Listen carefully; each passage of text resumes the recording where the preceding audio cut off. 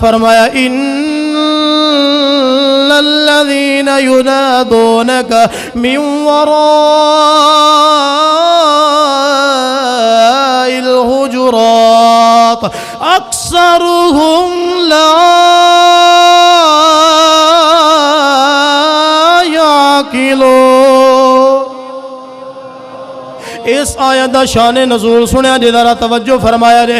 اس آیت دا شان نزول ہے میرے محبوب اپنے حجرے دے اندر آرام فرما رہے ہیں. قبیلہ بنی تمیم دے چند لوگ آئے آ کے نبی پاک صلی اللہ تعالیٰ علیہ وآلہ وسلم آپ نو باہروں کھڑے ہو کے آوازہ دینیاں شروع کر دیتیاں نے. اللہ دی ذات نو ایک گوارا نہیں ہویا. اللہ دی ذات فرمایا جبریل میرے نبی دی بارگاہ دے اندر چلا جا جا کے کہہ دے ان الذین ینادونک من وراء الحجرات اکثرهم لا یعقلون. سونیا رب فرما رہا ہے اگر باہروں کھڑے ہو کے تینوں کوئی آواز دے وے اے بھی رب نو گوارا نہیں ہے. باہروں کوئی دروازہ کھڑکاوے اے بھی رب نو گوارا نہیں ہے. فرمایا جڑا باہروں کھڑے ہو کے آواز دین گے فرمایا اکثرهم لا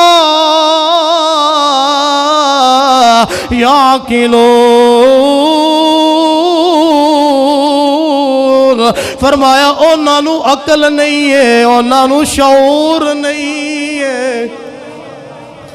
کیسا انداز اپنایا اللہ پاک نے. محبوب کیلولہ فرما رہے نے آرام پیا کر دینے دوپہرے دینے حضور دی سنت ہے کیلولہ کرنا کوئی تھوڑی دیر آرام کرنا دوپہرے.